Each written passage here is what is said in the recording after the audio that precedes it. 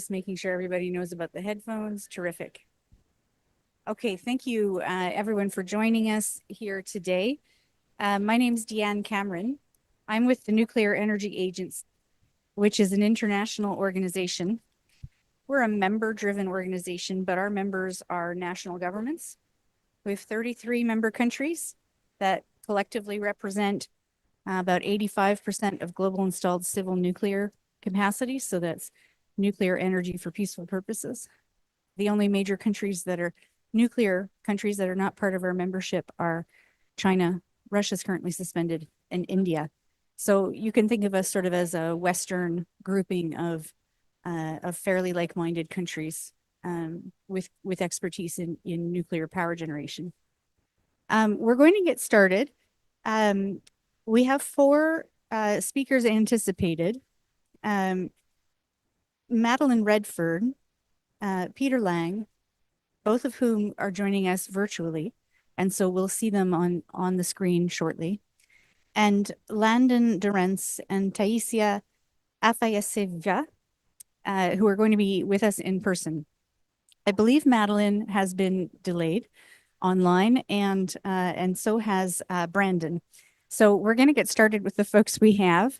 In true COP fashion, things unfold in real time, and it's always a shifting landscape when you're at one of these COPs, but you can feel the energy at the COP. So it's really great to be here. So I'd like to thank Madeline and Peter in particular for waking up in the middle of the night. They're both in Canada to join us for this conversation, as well as CATF. That's the organization Clean Air Task Force that Brandon is with, and IAEA, which is the organization that Baisia is with. I'd also like to thank the Arctic Pavilion and the Arctic Portal and the audience for being with us today. So let me start by introducing myself a little bit and then introducing the topic. I've been with the Nuclear Energy Agency as head of nuclear technology development and economics for about 4 years, going on 4 years. Prior to that, I was with the Government of Canada. I used to lead nuclear energy policy for the federal government of Canada for the better part of 10 years.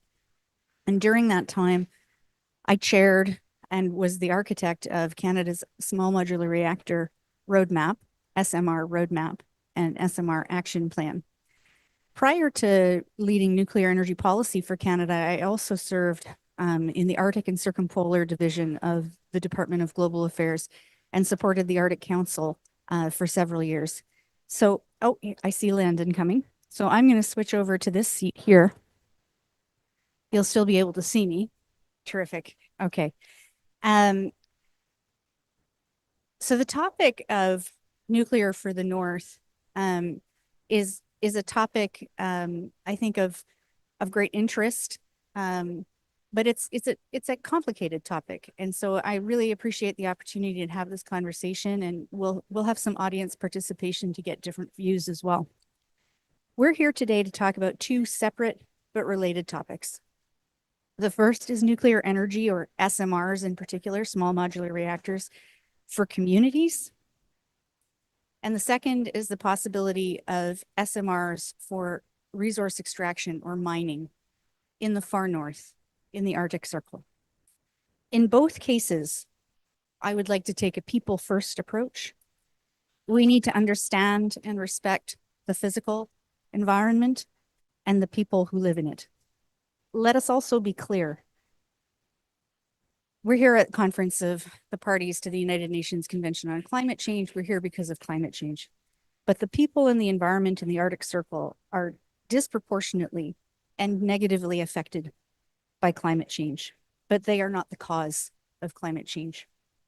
Even though people in communities and industry in the North rely heavily on fossil fuels, diesel, which are emitting sources of energy, these do not represent significant percentage contribution to global climate change. So the people in the North suffering the effects of climate change, but not the cause of climate change. Let us just be clear about that. Many of us globally identify climate change as an existential threat to humanity and to the planet. But the people of the Arctic, their cultures and communities and environment are at the leading edge or you might say the bleeding edge of this global threat. Today, we're going to talk about SMRs for Arctic sustainable development. The success of SMRs in the Arctic will not solve climate change. So why are we having this conversation, and why are we having this conversation at COP? Because SMRs could help address some of the energy priorities in the far north, alleviating energy poverty, improving energy economics, increasing energy security, and creating a basis upon which we could have greater prosperity and economic development, sustainable economic development for the people in the north. Okay, so, and that's both in terms of power for communities, but also for resource extraction in particular.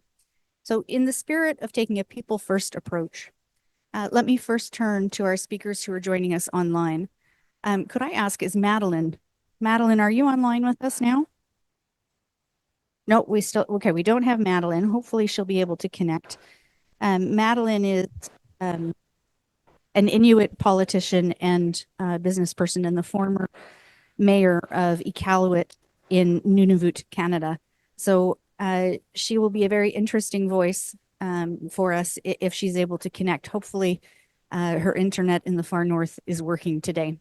In the meantime, let us turn to Peter Lang, who is also from Canada and has over 40 years of experience as a professional, commercial, and military pilot, including service as a high Arctic frontier pilot. I first met Peter in the context of consultations for... Is it my headphone? I'm back? Okay. Consultations for Canada's SMR roadmap. Peter is also the founder of Dunedin Energy Systems, which is a company aiming to facilitate deployment of a Canadian thermal battery, which is an SMR in Northern Canada and the Arctic. Peter, welcome. If you can hear me, I'm going to ask you this question. As a former high Arctic frontier pilot, can you tell us first a little bit about the logistics, the reality of life, the logistics in the North? Why is it so difficult to implement sustainable energy solutions in the Arctic? Well, good afternoon, Deanne, and my fellow panelists. And I see your head nodding, so I guess you can hear me over there. That's good to see. All righty. I'd like to answer the second part first here about why is it so difficult to implement. Now, aside from the intermittency problems that are associated with renewable energy, energy systems that capture natural energy flows require very large structures in order to capture enough energy concentrated into a useful form. And in the high Arctic, these structures are frequently exposed to what I can only describe as torturous weather conditions that have a history of disabling or degrading these energy systems. And when you have a large component that fails and needs replacement and repair, and of course, it is absolutely essential reliability for energy in the North. I can't emphasize that enough. Well, you just can't put like a new wind turbine blade on an airplane. They don't fit. You have to wait until the annual sea lift comes, which is a relatively short period, 12 to 16 weeks in the summertime. So that leads into the question of logistics. Anything that is not a perishable good is generally shipped into the Arctic. And I'm speaking here of the Canadian Arctic, of course. That's the area I know best. And it comes up by ship. And as I mentioned, that shipping season is relatively short. So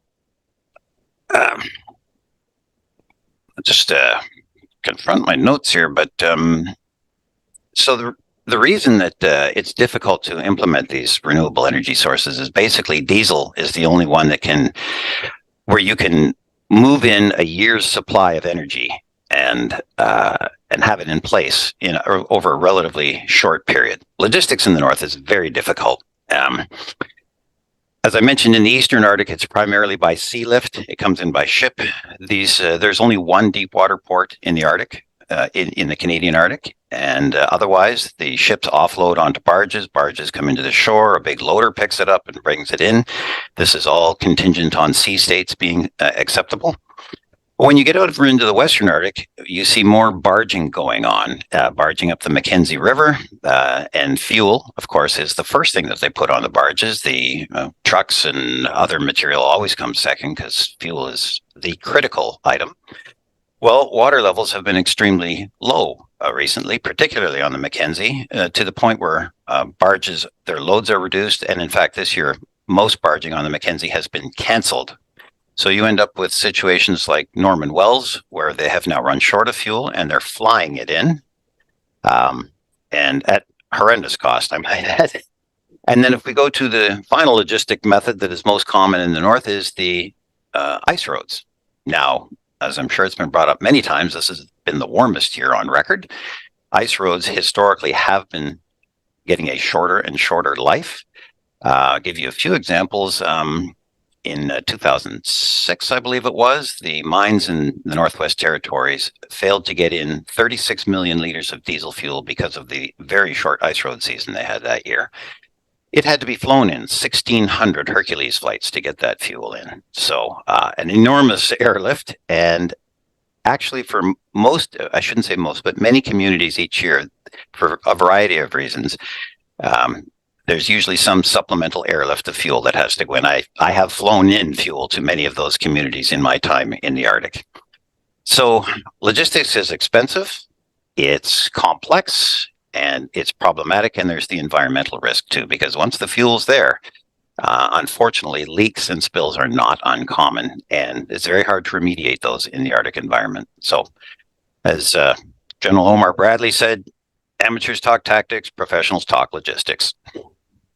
Thank you, Peter. I think it's a really important place to start, just to acknowledge the complexity of the context that we're talking about. In your view, could SMRs be successful in the North? What would it take to succeed, and what challenges would we need to address first? Well, actually, history has shown us that SMRs, or micro reactors, because that's really what we're talking about here, is can succeed in the North. They have done it in Greenland, in Alaska, actually in Antarctica, and right now we're watching it happen in Pevek on the Siberian coast, where they've got a moored one. So the answer to that is yes. What's it going to take? Most importantly, I think it's going to take a long-term view. Nuclear energy, as you well know, of course, has a longer development process. We need our politicians, our civic leaders, to realize that in the Arctic, we have an enduring energy problem that's going to require an enduring energy solution. There's no quick fix to this. So we need the persistence to say, okay, we need to develop this system. It's going to take time, but it will be available. I like to liken it to the Dutch approach to building dikes. There's no alternative. We need dikes, we need energy in the North, and we need an enduring solution. So that's the most important part, is to get all levels of participants and users, the communities, to realize that the existing renewable energy technologies that have been improved and worked so well in the South have a great deal of difficulty at high latitudes. When the temperature drops below minus 30, even the ones with the cold weather packages, the wind turbines, go into a survival mode, and in fact become net power consumers, as they need energy to keep the oil warm. And in Resolute Bay, where I used to work in the Northwest Territories, the sun went down 7 days ago and won't be up until February 6th. So there's 3 months of total darkness. A solar panel isn't going to be much help. And we also have to remember, it's not just about electricity. Most communities in the Arctic burn as much diesel for heating as they do for power. So whatever our energy solution is, it must be a power and heat solution. And I think nuclear is best positioned to provide that in a clean and sustainable way. Thank you so much, Peter. I understand that we still do not have Madeline Redfern on the line. And I can only hazard a guess that it's because the internet might be down in Nunavut, which is in the Arctic Circle in Canada.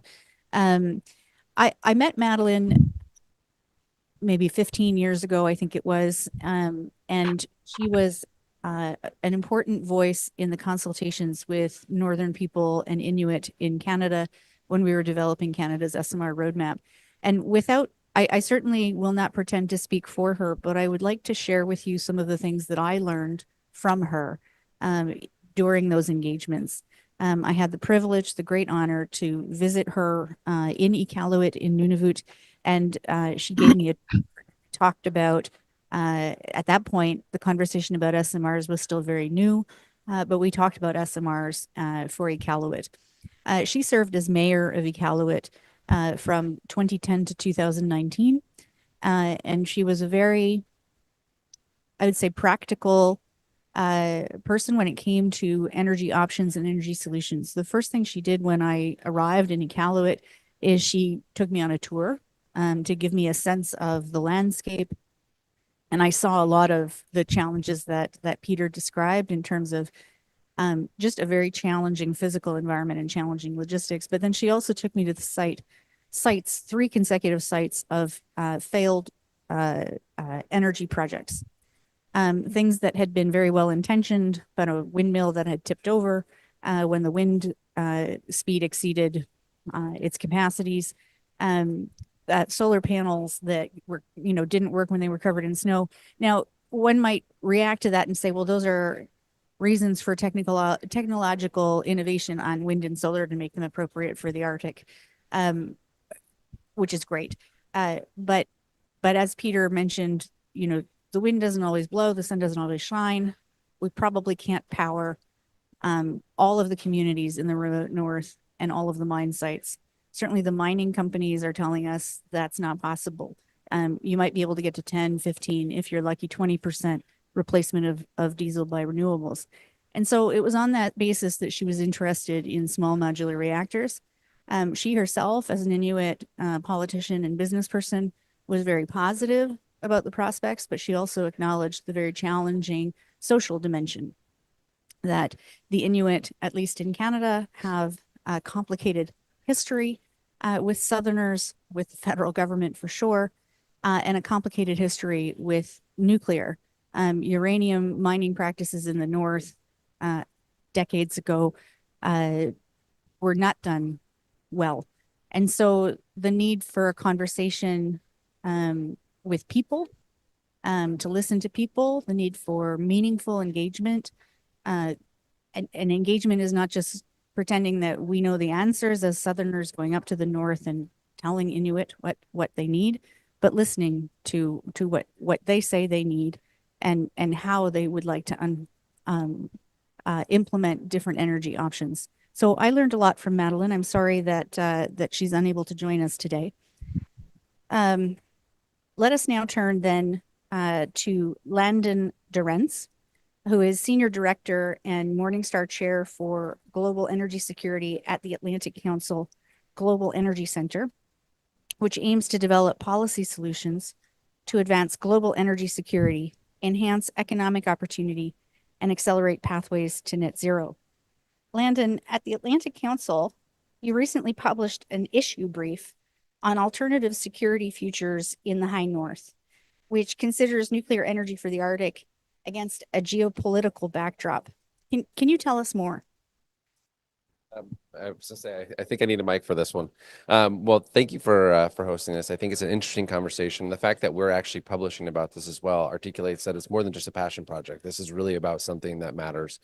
If I was to summarize our study on alternative security futures in the High North, I really think it's saying, you have a community of remote and vulnerable populations in a dangerous world. And, the drivers that are going to bring energy to these communities are exactly what you mentioned in the mission of the Atlantic Council, right? These are security imperatives, economic imperatives, and climate imperatives. And we have a choice when we think through these technologies about which ones we're bringing to bear to solve these problem sets. And so for us at the Atlantic Council, we see a tremendous amount of opportunity in the use of nuclear technologies, in particular modular micro reactors or micro reactors in general, but SMRs as well, for applications of providing these islanded communities a reliable source of power. And I like what Peter said. Peter on the fact that this isn't just about power. This is also about industrial capacity. It's about heating. So it's a big problem set that we can solve. Some of the insights from the Atlantic Council study really come from a perspective of number one, you need a responsive collective policy and approach between partner nations to deploy the technology, to scale it, but also in response to what's driving people to think about the Arctic more in general, whether it's mining and resource extraction. It's not just exclusively something that the United States or Canada are thinking about. It's also something that China, Russia, and, frankly, coming from the council and a perspective of geopolitics, where adversarial relationships are playing a role. So you need a collective response to it. You also need to be able to say, there's uncertainties on the future of this region in terms of, disproportionately, it's had a lot of revenues in the context of the Alaskan Arctic in particular on oil and gas extraction. As those resource basins potentially deplete, we've seen that happen historically with Alaska in general. How do you find new revenue streams? How do you sustain these communities, their populations, and their unique cultures in the absence of that opportunity? I think having consistent, reliable power from SMRs, from nuclear technology, is a baseline for actually kind of enabling that. Thank you for that. So just to be more explicit about it, under what circumstances could SMRs increase or decrease security in the high north? And the reason I phrase the question this way is that often when you go to the remote north or you start talking about deployment of micro SMRs across many different sites. So we're not talking about one big power station to connect all these communities because there's no grid across all these communities. You're talking about micro SMRs in a lot of new places, and to solve the energy poverty issue and energy security issue, it would be in a lot of places. And one of the questions that comes up in that context is about, well, doesn't that introduce security concerns? Because now you've got nuclear in a lot of new places. And so, but you're talking about SMRs as a solution to geopolitical security. So how does that play out in your view? Well, look, I think that there's a question here, which is, do we see an enduring future for these communities absent the existing supply chains and revenue streams that they have? If we do, which I think is a common perspective here, especially if we're looking at new industries and new opportunities in the mining space and resource extraction for different reasons that can actually enable the clean energy economy, then we're going to need these populations to persevere through it. Peter already talked about the logistical constraints and the pressures that these communities are, the limited opportunities to resupply themselves and have a consistent operating base for business.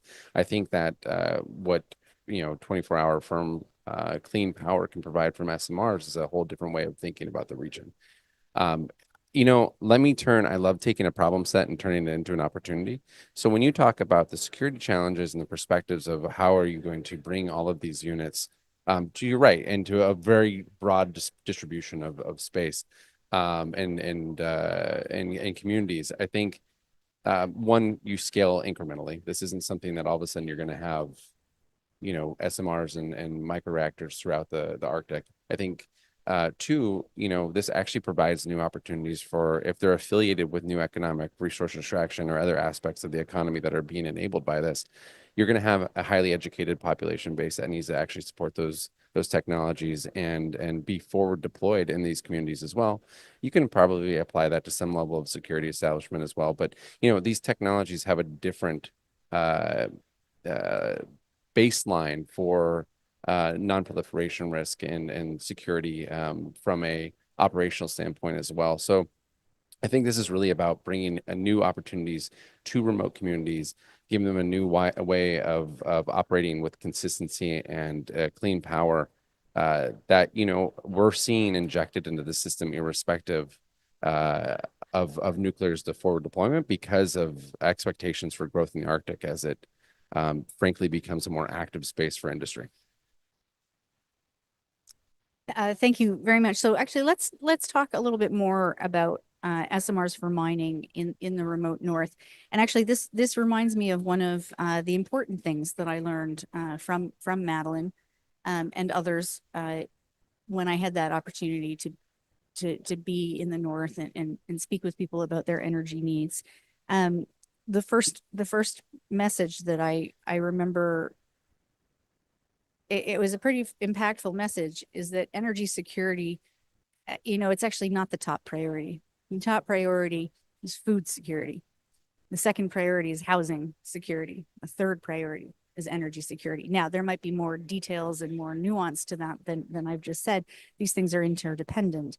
But for food security and housing security, you need energy and you need heat and power. And we all know that there's no example anywhere in the world of significant economic development without energy, without reliable, cost-effective energy. So let's talk about that in the context of mining now. And just before turning to our last speaker, I'd like to take a moment to share some of the key findings from a recent report by the Nuclear Energy Agency, by the NEA, on SMRs for mining, where we were looking beyond electricity to understand the needs of the mining sector, the global mining sector, not just in the Arctic, and their objectives to decarbonize their operations. Many of them have made commitments to decarbonize. And when we look at, we actually had a preconceived expectation when we started the research. We expected to hear that nuclear was really only interesting, small modular reactors, for off-grid remote mining. We were extremely surprised to learn that mining sites that are edge of grid and even on grid are interested in SMRs for a variety of reasons, including, if you're edge of grid, you might be end of grid, end of pipeline. And so your security on that grid point is actually vulnerable because you're not mining in the middle of the grid, you're mining in outside. So beyond normal boundaries. The IEA projects a 1.5 to 7 times increase in demand for critical minerals by 2050. And the World Bank projects a 6 times increase in demand for metals and minerals by 2050. And here's a key finding from our report. We started by getting GIS, geographic information database of all mines around the world. We started plotting them, comparing them to where the grid is, comparing them to wind and solar capacities, availability of hydro. And here's what we found. Critical minerals in particular are disproportionately located in remote areas, nowhere near a grid. And the mining companies tell us they cannot extract them with wind and solar. That provides about 10% of their needs. And so the only currently available option to them is diesel. And we heard from Peter about all the reasons why diesel is complicated, not to mention diesel is incredibly polluting locally and as a greenhouse gas, And when we look at, I started this by saying, let us be clear, the North is not responsible for climate change. But when you look at the footprint of global mining, that is not an insignificant contribution to greenhouse gas emissions. So the need to decarbonize mining, including remote mining, is right in front of us. And frankly, decarbonizing the electricity grid is the first and easiest step to net zero. Next, we have to decarbonize industry, transport, and all these heat applications, including mining, and that's very challenging. Those critical minerals that are disproportionately in remote areas, they are needed for the clean energy transition. They're needed for solar PV, they're needed for batteries. We're going to need solar, we're going to need batteries, and so we're going to need those critical minerals. And we're going to need to figure out how to extract them responsibly and decarbonize that supply chain. It's not just about decarbonization, though. It's also about the economics of mining. And our analysis, and I welcome you to check out our report on SMRs for mining on the NEA website, shows us that actually, because of the incredibly high costs of diesel in the Arctic, the market is actually already competitive for SMRs, which is an incredible statement because the first several SMRs we deploy in the North are going to be the most expensive SMRs we ever deploy. We don't even have to wait for nth of a kind economies of multiples That's how expensive diesel is. So there's also an economic proposition here that is motivating a lot of mining companies. That's great. That's really. Yeah. So let me now turn to Taisia Afanasvia. I'm so sorry. I got I got it right at the beginning of the session, but not now. Okay, let me find your bio. Here we are. Taisia is an economist with the International Atomic Energy Agency, that is the IAEA, which falls under the United Nations framework, where her work focuses on the role of nuclear energy in climate change mitigation. So my question for you first is about the role of the IAEA in the deployment of new nuclear and in this conversation about SMRs, including SMRs for the North. Thank you. And thank you everyone for coming and for listening to our thoughts about that. Yes, first I would like, I think, to pick up with geopolitical issues, let's say, because the IAEA actually is providing a platform for international cooperation, and that's very important. So the IAEA, it's a place where different countries can decide on the guidelines, safeguards, different standards, so the nuclear energy use is going to be peaceful and safe. So that's really important to know. And I would like to say that the IAEA has, it's already established very rigorous safety standards, so which each country can read, follow, access, and apply in their own regulatory framework. And also we have a system of non-proliferation. So we have our safeguards inspectors who check that all nuclear energy is used only for peace and not going to be used for nuclear weapons. Each country has an opportunity to access all the guidelines and all the recommendations we have, and we are always ready to provide help and assistance, but of course only when we're asked to do that. So we're not allowed to go ourselves and provide our own advice. However, if any country asks for our assistance, we're always there. And there is a special developed milestone approach by the IAEA, and it helps embarking countries which are only going to start using nuclear power. They can refer to this approach to see how they can build the nuclear infrastructure they need to apply nuclear technologies peacefully in their country.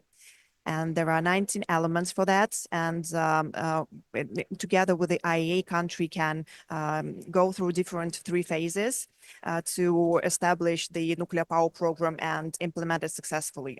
So that's really important, again, about safety and security and also safeguards. It's always in place when the country is embarking to the nuclear power program, and the IAEA always helping on this way. Also, there is a lot of advice on how to develop legal infrastructure, which is also very important. And also the agency helps in terms of, let's say, about how to approach financing and other complicated aspects of nuclear power programs. And the same goes with the SMRs. Actually, just 2 weeks ago, we had a first and the biggest conference on SMRs in the International Atomic Energy Agency. And that was really important step. And we talked a lot about the legal infrastructure, how to establish that, how all should be licensed, how SMR should work in terms of supply chain and stakeholder engagement. So I think that this kind of events really helps. And when we, again, have the established guidelines and when the countries come together and decide on how it should really work, that's going to be easier than for newcomer countries. And for North, it's going to be easier to apply the technologies which can really help in terms of their sustainable development. And also, like on a broad picture, I would like to say that International Energy Agency, actually, they say that the global climate goals cannot be reached without nuclear energy. So nuclear energy needs to at least more than double by 2050. So it's important that regions which really can use these kind of technologies, they use it actually and get all the advantages the nuclear energy can offer. And the SMRs and microreactors, it's really one of the best choices for Arctic. Yes, and again, I would say that the IAEA is always there to help. So on our website, there is all the information about safety standards and security recommendations, and also how safeguards work. And we take this work really seriously and always ready for CIS countries who are embarking to the nuclear power programs. Thank you so much. I think that's a really important key message for anyone who's sort of coming to this conversation about nuclear for the North. Well, that would be very new. But there is this United Nations organization, the IAEA, that is there as the setter of standards for safety, for security, overseeing inspections, for non-proliferation safeguards.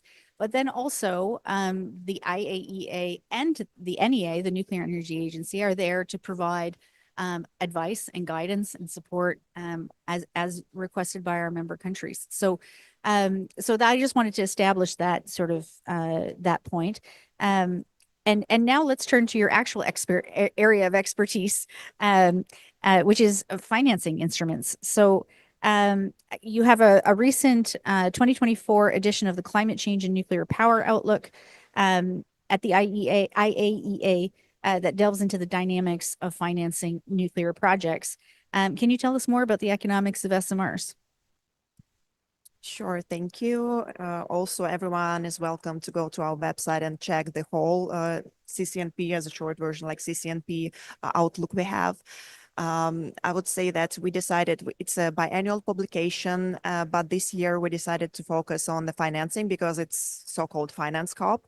And that was important for us also to help countries to see the options and opportunities for them to finance nuclear power projects, because it still is one of the most main challenges, let's say, of the implications of nuclear power programs. And as we see that SMRs is SMRs are really getting more and more interesting for investors and more interesting for different countries, and also, let's say, for corporate clients like Amazon, Google, and other Oracle companies, which needs a lot of energy for their data, artificial intelligence, and that's really important. So we also had the whole chapter specifically for SMRs to look how they can be financed and what's the difference between large reactors and SMRs.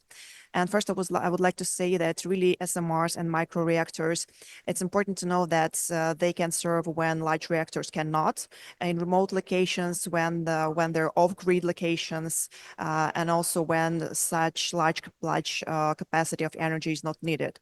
So SMRs really fit really well to the Arctic needs. And also, it's important that the SMRs can provide not only electricity, but also heat. And that's also, like we mentioned several times, and I think that's very important to say one more time. So in terms of financing itself, one of the things is that nuclear power projects, they actually very much similar to other large infrastructure projects. And that means that very large initial investment is needed. And that's the thing. So it's a lot of capital from the beginning, and then the revenue period is delayed. And that's the thing that makes this process also complicated, because the risks are really high for investors, because they have to wait for their revenues. Also, the thing that for investors, it's a lot of risk in terms of construction period, because it can, the nuclear industry really needs to work more on delivering on time and on budget, because when its construction period is delayed, it significantly influences the costs and the cost of generation, then electricity generation costs, which is also for the end user is really important. And for investors, it's not that attractive if the construction period risks are breached and not mitigated. To say more or less in brief, I would say that it's really important to attract more private financing, but to do that, nuclear industry really needs to show that they are ready to deliver projects on time and on budget. And at the same time, for SMRs, it might be easier, let's say, because what countries are trying to say, developers of the technologies are trying to say, they're trying to say that they are going to develop these in simplified, standardized manner. So it's going to be faster to have these SMRs delivered. And as we already also mentioned, so the first of a kind is going to be way more risky, but then when we get nth of a kind is going to be financially, yeah, I'm sorry for mentioning, yeah, I mean in terms of, sorry, because I'm financial expert, I'm looking, yes, I'm sorry, financially risky. Yes, I'm sorry, because being financial expert, I'm looking from the perspective of investors giving their money, because if the construction period is delayed, they're going to lose money. So that's the only thing, yes, I would like to say. So for investors, the nth of a kind is going to be less financially risky. And that's really great. And then the industry can benefit of the economy of scale. And then the SMRs would be more attractive for private investors also because the initial capital is lower. And also we really hope that soon we're going to see a lot of green financing and sustainable financing flow to SMRs. Terrific. Thank you so much. And yeah, that was an important clarification. I'm glad we made that. I think maybe we have lost hope on the possibility that Madeline is going to be joining us from Iqaluit, but which means we have a little bit of extra time. So I would like to invite people in the audience to share their views, their questions, their concerns, their support, their angst. Okay, here we go. And please just introduce yourself first. Thank you for the talk. I'm Dr. Bimal Khatka. I'm a emergency medicine doctor, and I belong from International Physician for Prevention of Nuclear War, medical professional non-federation organization. My questions is regarding the safeguarding part of it. So as we know, because as the political turmoil going on and much more happening around the world, and a bit of tensions as well. So my thinking was, wouldn't be the more the nuclear power plant's going to be, the more chances of having a disaster. As you can notice it in the Fukushima, in Chernobyl, the people are still having a cancers and radiation still now going through generations and generations. And the climate change is going on. So it's going to impact the new SMR reactors wherever they are. And are the local people, mostly the indigenous people in the Arctic or the Semi people, have they been kept into decision-making policy in it? Or are they just the guinea pig where they're going to be tested?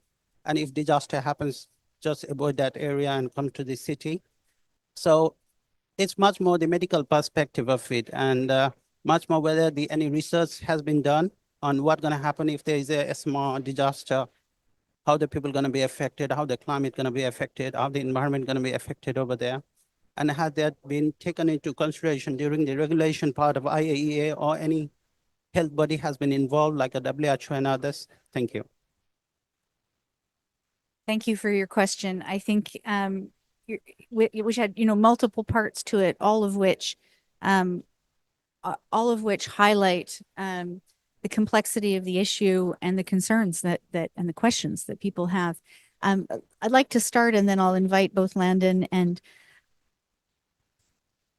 Ice, yeah, to comment as well. And Peter, if you have views too. So let me first start by differentiating between safety. So the accident at Fukushima Daiichi was a nuclear safety accident versus security and proliferation, which are acts by bad actors, acts of sabotage, if you will, by bad actors. In some cases, simply to divert materials for nefarious purposes. And the reason it's important to differentiate is because the approach to managing the two types of risks are a little bit different. So first with Fukushima, a lot was learned from the Fukushima Daiichi accident. Similarly, a lot was learned at Chernobyl, and a lot was learned at 3 Mile Island. And the international community increased standards and requirements, safety requirements, following those accidents. But also the nuclear sector was motivated to learn from those accidents and come up with new designs that would not be vulnerable in the same ways. So here, there's a really important concept of passive safety versus active safety.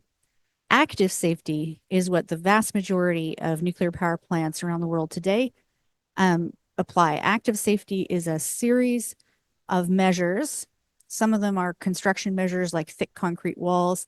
Others are powered by electricity, like backup cooling systems and so on.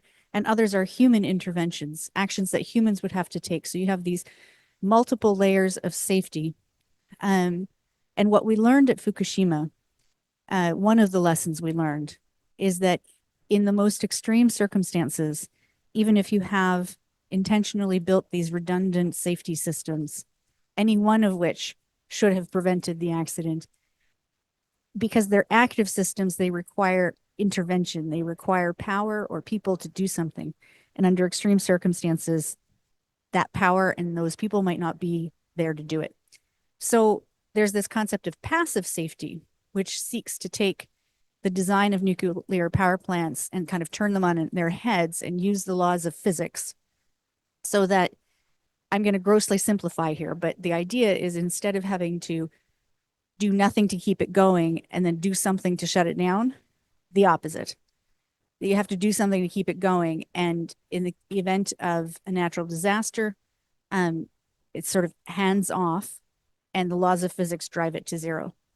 So I think some of the most interesting designs, especially for remote areas of SMRs, are designs that have these passive safety concepts where the laws of physics make it impossible that you would have the kind of meltdown that you saw at Chernobyl, for example. So that's important on the safety side. On the security side, I'm going to invite my colleagues here to say a few things about that. That question of proliferation or bad actors, and if you have these micro units in new areas all over the place, how do you protect those assets from bad actors? Yes, I can add. I would even say that there are three angles. There is safety, security, and non-proliferation. First, I would start again with the safety. I will just echo really briefly what Daniel had said. The thing is that SMRs, they're supposed to be fabricated already at the facility, not on site like large reactors. And that's why it's a lot of discussion that all of the systems, safety, security, and non-proliferation, they should be, let's say, by design. So it's all supposed to be done already there by the technology provider who is very knowledgeable and usually, I mean, it's really has a lot of experience with the nuclear technologies. Although, let's say the reactor is a bit smaller, it doesn't mean that it's a kind of anything really new technology. These SMRs, they are either 3+ generation or 4 generation. So it's a new generation reactors, which has nothing to do with the accidents you mentioned. So the safety standards are really, really high. And the International Atomic Energy Agency is following that to be there, like really, really rigorous and comprehensive at the same time. In terms of security, that's really another issue. And also the IAEA provide guidance for that. So that's responsibilities actually of countries to do that.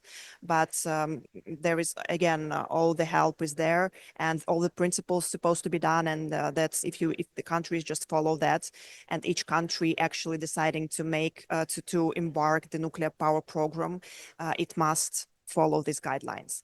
And the same as for non-proliferation, each country, it signs a special agreement with the IAEA, and then they have to make sure that the inspectors always able to do the inspections. And this is the main work of our agency. Actually, I'm not a nuclear inspector, but this is the core people of our agency, and they're the most important. And country cannot say that, oh, no, we're not going to show you. So that's something really important to know, that everyone is taking that really seriously. And of course, learning from our mistakes, like industry in past, in future, trying never to have something that again, but yeah, that's mostly what I would say. You know, I think safety covered very well, non-proliferation covered very well. Just to build on the security aspect of it, I think that it would be a misnomer to think that this would somehow happen overnight in a way that would be inconsistent with security interests overall. And bluntly, you know, currently the nuclear industry lacks capacity on workforce and supply chain aspects of this market that need to be able to mature with time to actually enable this to be an active feature of the Arctic conversation. I would argue that the way at least the United States is going about achieving that is thinking about the context of military operations and military installations that require secure and reliable power consistently. And the Department of Defense is putting money behind the micro reactors for that exact purpose.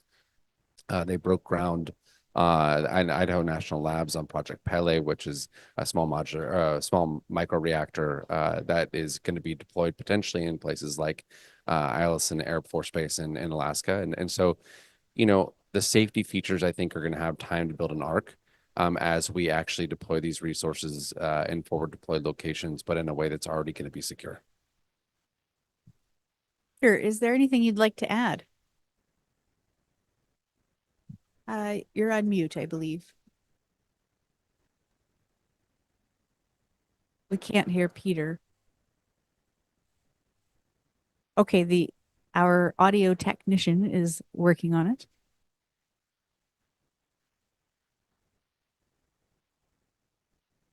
Still working on it. Okay, while we're waiting for Peter's audio to be resolved, maybe I'll just say one more thing on this, which is this idea of the North as sort of guinea pigs. I no longer work for the government of Canada. I no longer speak for the government of Canada. But I believe it's safe to say no one is planning to deploy in the high Arctic before we deploy and have a track record in sort of the South. And when I say the South, I don't mean the global South. I mean the South of Canada, which is still pretty far north. And the reason for that is precisely what you've just said. We have to demonstrate a track record with these novel technologies because we cannot have a situation where, first of all, it's more complicated in the North because of the physical environment and the logistics. But also, this has to be, again, this is about, at least in the Canadian context, it's about people first. If communities want this, then the option should be explored and supported. It cannot be something that's forced on a community. That hopefully that approach to development in the North is hopefully behind us now, and I assume the same is true in the United States. Okay, do we have? Can you hear me now? Perfect. Over to you. Can you hear me now? Yes, we can hear you fine. Oh, excellent. Okay.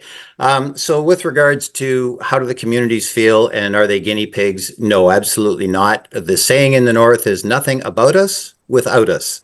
So consultation starts at the earliest stage. With regards to safeguards and security, it's been well addressed, but keep in mind that one of the greatest security features they have is the unbelievable remoteness that you cannot appreciate unless you've been there. Nobody sneaks into these communities unobserved with a crane. Also, these reactors are, for the most part, very long life fuel campaign, and so they are sealed units. There's no access to the fuel during the reactor's lifetime. It is, generally speaking, removed as a sealed unit and shipped south before the fuel is ever exposed for repurposing, whatever the case may be. So, and as was mentioned earlier, safeguards by design, modernization. So really, this is not a guinea pig type of thing. I know from my background in aviation, a few generations in aviation technology has given us safer air travel than anyone could have ever imagined. And I believe the same goes too for nuclear technology. It really isn't the Gen 2, Gen 3 reactors that we've been with. Just finally, I know we're pretty much out of time here. I just wanted to say a few things about mining. What is going to be necessary is to have those reactors portable. An ore body that used to take 30 or 35 years to mine out can now be mined out in 6, 7, or 8 years. I have spoken with miners. I'm a member of the Chamber of Mines in the Northwest Territories, and they cannot have a stranded asset after 7 or 8 years. So it must be portable. This is going to be a big regulatory challenge, but it can be done. Moving an irradiated core is no small job. Technically, it's not difficult, but regulatory, it's going to be a challenge. So we got to work on that. You have to right size your unit. For economics, as was brought up earlier, it has to be the right size. Heat engines need to run near max capacity to make them economic. And so for the mines, which have running loads of 15 to 20 megawatts, a 5 or 10 megawatt unit is fine. But for the communities, you're looking at 1 megawatt or less. These are very small units that are necessary if they're to run with any kind of efficiency and cost effectiveness. So that was a very complex question we got there. There's many aspects of it none of us had a chance to address, but there is, generally speaking, I've spent a lot of time speaking across the Arctic in various locations, and mostly it's tell me more. What else can you tell me about this? They have an open mind. Power is not something that comes on when the light switch goes up. It's what's done up there on the hill with the guys that run the plant, and I play hockey with them. Power is it's not some abstract thing to them. So there we have it. Peter, I don't think I can top that for closing remarks. That was a fantastic set of key messages and concluding remarks. So thank you so much for getting up in the middle of the night to join us for this conversation. And thank you to the other panelists from Clean Air Task Force and IAEA and to the audience for being here for this discussion. Have a great rest of COP.